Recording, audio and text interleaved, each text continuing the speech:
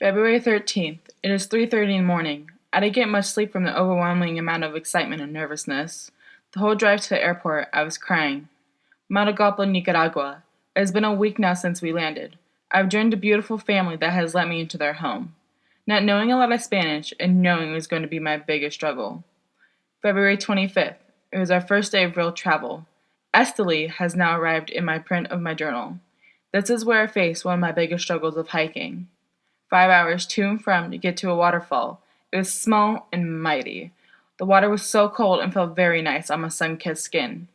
I never thought I'd push myself to hike for such a long period of time. A week later, I am digging a hole with my cohort for a toilet. We have settled in a home with an organization named Artesana. I got sick for the first time on the trip, but survived. Bonafide. The place not only had the most beautiful view of a volcano, I was sleeping at the bottom of one as well, with not only spiders but howler monkeys. I've never been more scared and ecstatic. Bonafide is easily my second home where my spirit belongs.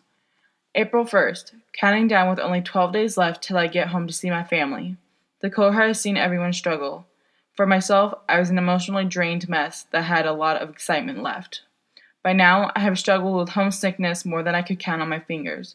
I have cried, I have laughed, I have pushed myself to so many different levels. I am officially at my second homestay for 2 weeks.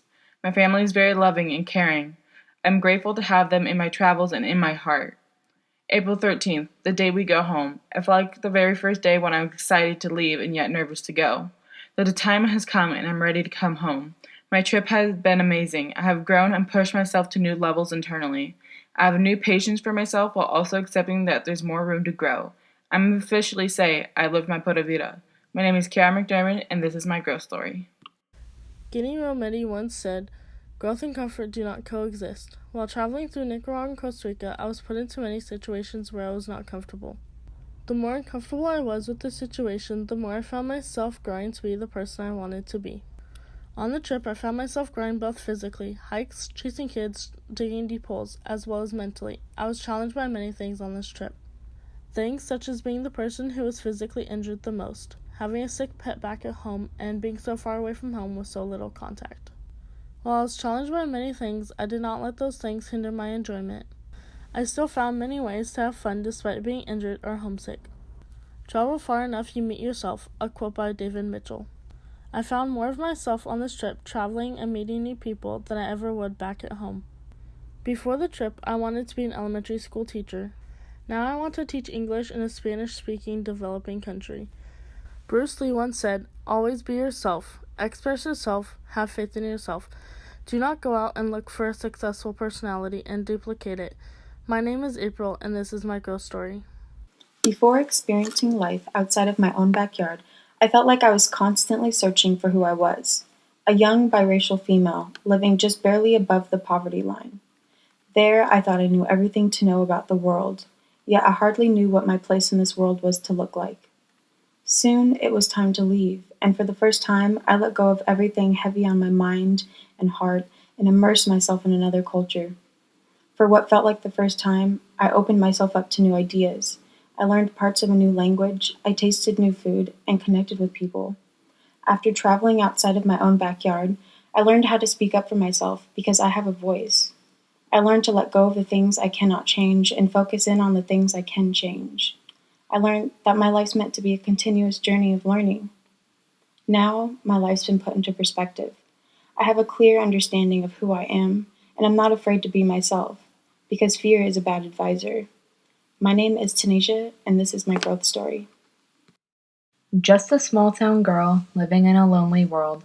This famous starting lyric to a Journey song best explains who I was when I started my journey to Central America. I was a girl who grew up in a small town where things were static and everyone knew one another. My first, and one of my biggest challenges, was going abroad with a group of urban city girls to a foreign country. I had traveled before, but not without anyone that had ties to my hometown. Getting away allowed me to reflect internally and be my true self without following the inner scripts my small-town life wrote for me.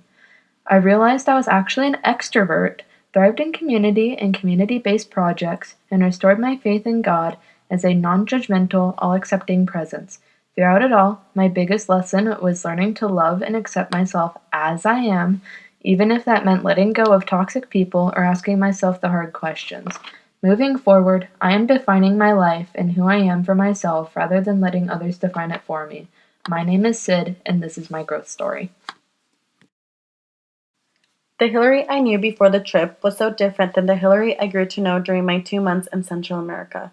The old Hillary never did anything that was outside of her comfort zone and was afraid to be a leader.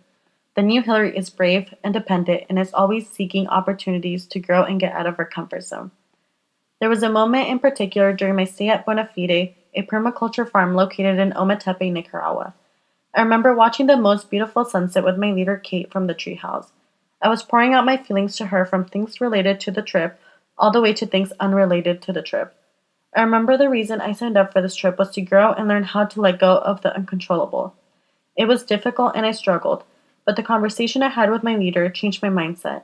She helped me realize that I have more potential than I thought, and maybe I can't control many things in my life, but I can work hard to change the outcome of uncontrollable circumstances.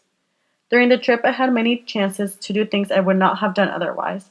I never understood the importance of volunteering before the trip, and after building a composting toilet, I realized how important it is not just for the community, but for myself as well. I went ziplining and tried to get out of it, but took the chance and was able to turn that fear into enjoyment.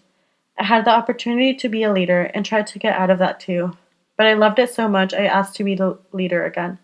I am so thankful that through this opportunity I was able to get out of my comfort zone, become a leader, and bring back self-confidence, which I did not think I had before.